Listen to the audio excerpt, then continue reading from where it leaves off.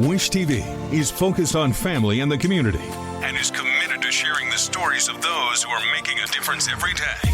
From the All Indiana Podcast Network and Wish TV, this is Behind the Eight Podcast. Cody Adams here. Thank you so much, first and foremost, for listening to Behind the Eight Podcast. This episode is very special.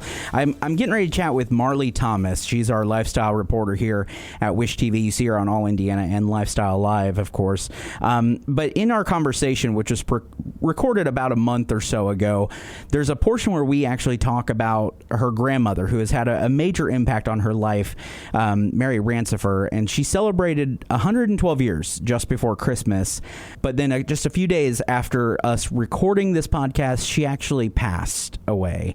Lived an amazing life, and you're going to hear some of the stories about Grandma Mary here in just a little bit. But we want to dedicate this episode of Behind the Eight to Miss Mary Rancifer, and hope you enjoy this conversation.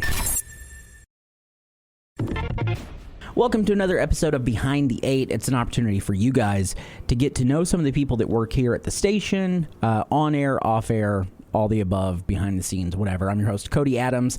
You see me whenever you tune in, 4 o'clock, 10 a.m. on Lifestyle Live, noon Lifestyle Live. And today we have, as my guest, one of my favorite new employees, Miss Marlee Thomas. Thanks for being here. Cody, that's probably like the nicest thing you've ever said to me right there. Yeah, don't get used to it. That's going to be the extent of it. So for anyone who doesn't know, Marlee is our lifestyle reporter, for the lack of a better title. So she's out and about in all kinds of different places, reporting for the Lifestyle Live shows, for All Indiana, anywhere else they decide to use you and do all kinds of other things. But really an opportunity for you to go out and see some of the things and show some of the places that people may not get to, restaurants and venues and things like that. Yeah, I think it's brought a different element to the show. So like I grew up in Kokomo. So I've lived in Indiana my whole life. I grew up watching Wish TV. I interned with Life.Style Live, which at that time it was indie style.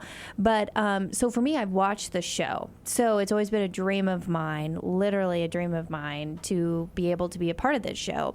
But I always felt like it was missing something because everything was so in studio based. And I was like, how do we get out and show those restaurants and those bars and different venues and stuff? And so when this job became available, I was like, I have to try my best to be able to get that job. And, I started early December, and I feel like things have just been going so well. Like when you love a job so much, and people have always told me, like, when you love it so much, it's not even going to feel like work. Like that, I feel that. Like, it's so fun. I love it. And I think it's just added a different element to the show to be able to go out in the community. Well, what's that been like for you so far? Because you've done a lot of the tail work on finding these stories, finding the places, finding the things to go do. Even before we did this, you were out shooting something for future shows. Yeah. There's a lot of behind the scenes stuff that goes into that for 3 to 4 minute segments that people will see. I think that's a great point to bring up because I think a lot of our viewers don't know that and they don't see that side. Over half of my day is spent at my desk typing out emails and doing research and stuff. And I feel like I'm always on my phone too, because I find a lot of my story ideas on Facebook and on Instagram and even on Twitter too. So for me, I'm always doing a lot of things on my computer or on my phone to try to find those story ideas, reaching out to businesses and stuff. So it's a lot of behind the scenes work too, to be able to get everything set up. And I do think it helps with me, being born and raised here in Indiana and living here my entire life because I'm familiar with the area. But also now that I'm working here, I'm learning how many local businesses there are. Like, I'm like, oh my gosh, I'm so blown away. Like, Indy is its own little community and town. It's so cool. Well, I'm glad you brought up, excuse me. Sorry. I'm glad you brought up the fact that you are a Hoosier and that you grew up watching the station because I too grew up watching Wish TV, and there are a lot of journalists out there who have known and heard the call letters of Wish TV for a long time and the reputation it has as a leader in the news world. And growing up and watching some of the people that have been on this network for so long is such a cool opportunity. But then coming here and working, I think people don't necessarily understand what that feels like when you're working in a place that you grew up watching. Yeah, like Patty, when I came in and I met Patty, and Patty gave me a big hug and acted like she has known me her entire life. And I was like, oh my gosh, like I grew up watching Patty, and like now Patty and I text, and it's like I look up to her and I admire her, especially just being a woman in this industry too. I'm sure she had to go through a lot to be able to achieve everything that she went through. So it's just really cool to have like met her and to have become such great friends with her. And same thing with like Randy Ollis too. You know, like when I interned here, he was still working here at the time. And I remember I went up to him and I was like, can I get my picture with you? And he's like, yeah, sure. And he was so great, but I was like totally fangirling. Yeah. I'm like, I don't know if I am being that annoying intern who's like having to go around and get a picture with everybody, but I grew up watching them. I think they get used to that. Yeah. Like, I think that concept, it doesn't get lost in them, especially for people like that, Dave Barris, like the legends who are here for so long. Yeah. They get accustomed to the fact that people like you and myself may come back here and work eventually and get to be in their presence in that. Beyond work, let's talk about Marlee Thomas outside of these building walls. What is Marlee like doing? Yeah. So I am actually a country girl. And it's kind of funny because when you watch the show, you know, you see this like just you know, like I've got my dress clothes on and my hair is all curled. I got my makeup on and stuff. But like I am very much like jeans, cowgirl boots, Carhartt, like that's just kind of how I grew up. My family has a couple acres over in Kokomo. I grew up with horses. I still have my horse. I've had her for I'd say probably about 15 years. Wow. Yeah, so I grew up riding, did some shows and stuff like that. So for me, it's always so cool to tell people that because they are like, wait, what? You have horses? Like, and I'm like, yeah, like being outside is my favorite thing to do. I actually get really stir crazy living in an apartment because I'm like, I can't do anything. Yeah. Like, I have to be outside. I have to be doing something. So for me, just very outdoorsy. I grew up camping and like I said, riding my horses. Family is also really important to me too. So I've got 2 young nephews, Tate and Trip, who are quite literally like Trip is perfect for his name because he is quite the trip. He is a crazy man, but you know that's also a big reason of like why I wanted to stay in Indiana is because I don't know if it's just how my parents raised me to just really know where you came from, like, you know, always be thankful for the journey that got you where you are today. Yeah. So, and for me, that's family. Like I went through a lot, you know, growing up and stuff, and I really leaned on my family to help me through a lot of hard times. So for me, I love being able to still have a great relationship with them and go back and visit them. And, you know, they're just really special to me. I'm glad you brought up the journey as well because your journey is very fun in the sense that you are a Ball Stater. We have a lot of chirps here in the building and across the country. I mean, obviously, the history and reputation of that journalism school is well known across the country. But beyond that, you came here from WLFI in Lafayette, where you spent several years, right? Yeah, I spent it was almost 5 years. Wow. So I was on the morning show for 3 years, and I anchored that, and then I switched over to evenings, and I did the 5, 6, 10, and 11 there. So for me, you know, it was very like. I liked the news industry, but I always knew it wasn't something I wanted to stay in. Lifestyle for me was like right up my alley.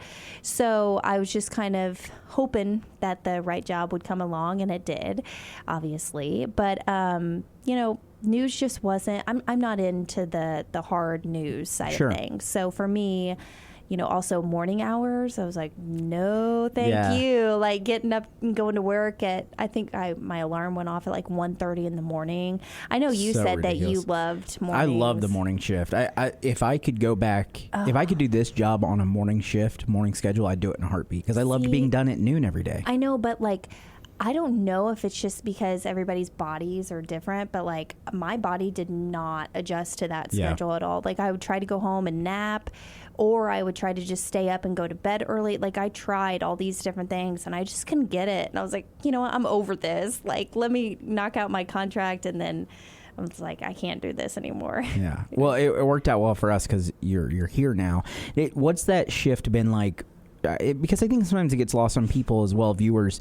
Like, the idea that you can just switch from hard news to lifestyle isn't an easy thing to do. There's a process to that, and because a lot of times within news and the realm of news, there's like a box that you kind of get pushed into, a level of professionalism that you have to reach on some of those things. And lifestyle, you can kind of get outside that box a little bit. Yeah, and that's one thing I'm definitely learning, and I appreciate you and all your advice that you've given me, because like for me, it was hard to make that transition, especially going from an evening news anchor where you're doing, you know, their primetime shows at 5 and 6. Like, there's little to no personality that you can show on those shows, and very strictly about like reading the teleprompter and stuff like that.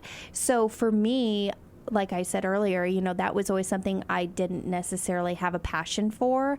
So I knew I wanted to change, but switching was like a total mind shift, because you're right, you can kind of reach outside the box a little bit and do fun things like taking a drink, you know, of cocktails on air. Yes. So, like, what, you know, like, that's so fun, and trying food and just doing all this fun stuff. It's funny too, because Felicia, my co-host for both those shows, the first time she came in here, she was like, are we allowed to like drink? And I go, well, I mean, we're not trying to get sloshed on air, but like, yeah, that's what your job is. Yeah. It's hard sometimes to grasp the idea that your job is literally to eat and drink and hang out and be merry and happy. Yeah, your job is to have fun. Like, the viewers and, you know, all of us, like, we want to have fun and show that we're having fun on air.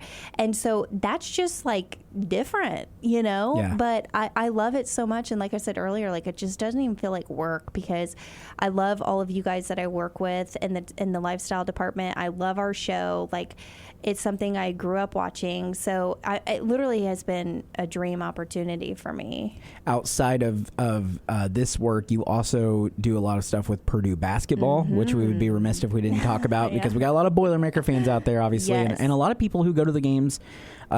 Friends of mine reached out and they're like, wait, Marlee Thomas works with you now? And I'm like, yeah, you know. So what's that like? Yeah, she does. No. Just kind of the worst. No, so I have hosted the Purdue men's basketball games in Mackey Arena. This is my 4th season doing that. Only a couple games left in Mackey for the season. I think there's 2 or 3 left. But, you know, it's been so fun. And everybody always assumes that they'll see you on TV. Like, when you say that you're hosting the games, they're like, oh, wait, we'll watch the game. We'll see if we can see you. And I'm like, no.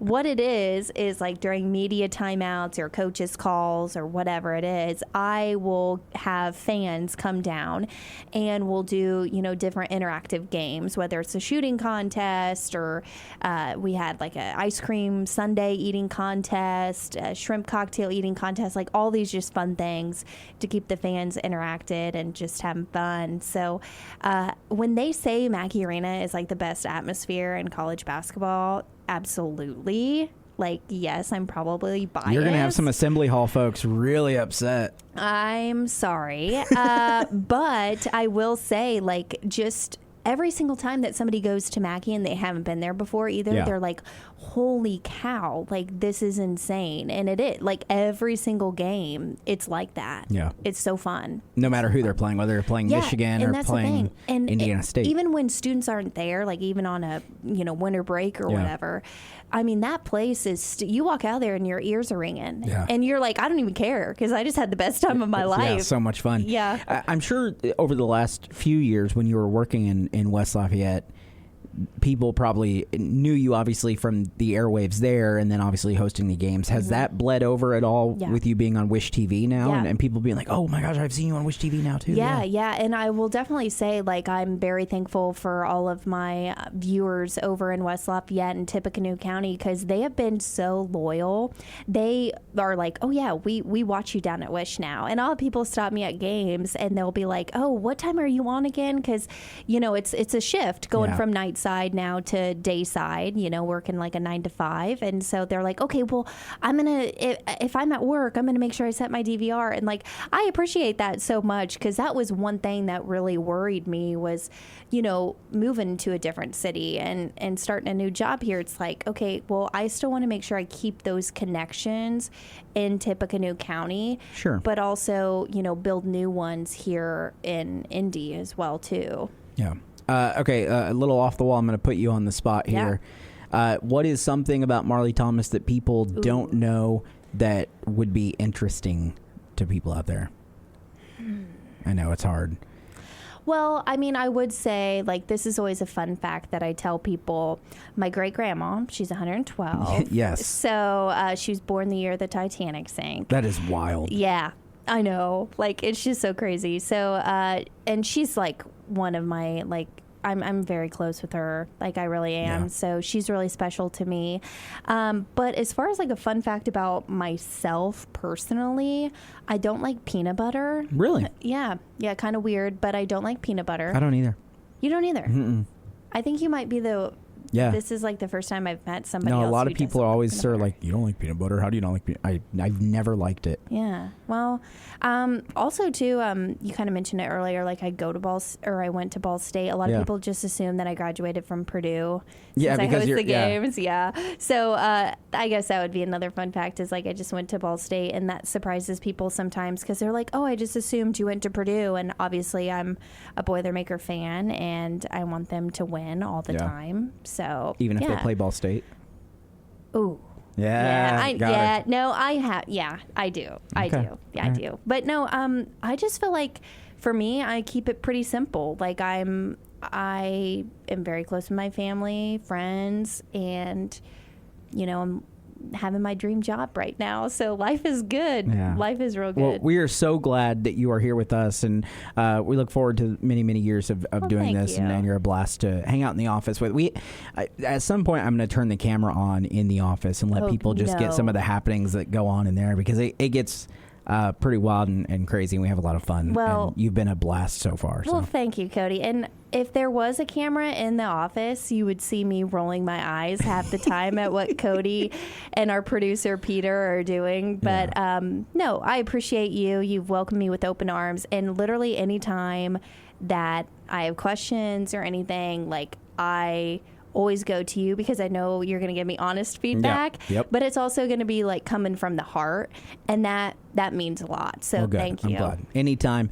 If you want to catch Marlee and any of the work that she's doing, of course, you can see her Lifestyle Live at 10 a.m., Lifestyle Live at noon, All Indiana at 4 p.m., wishtv.com, lifestylelive.tv.com, lifestylelive.tv, allindiana.tv. Just Google her. You'll find her. Marlee, thank you so much. We appreciate it. Thank you, Cody. Chat with you later. From the All Indiana Podcast Network, this is Behind the 8 Podcast. Be sure to like, follow, and subscribe to this podcast wherever you get your podcasts. And connect for even more on Facebook and at wishtv.com.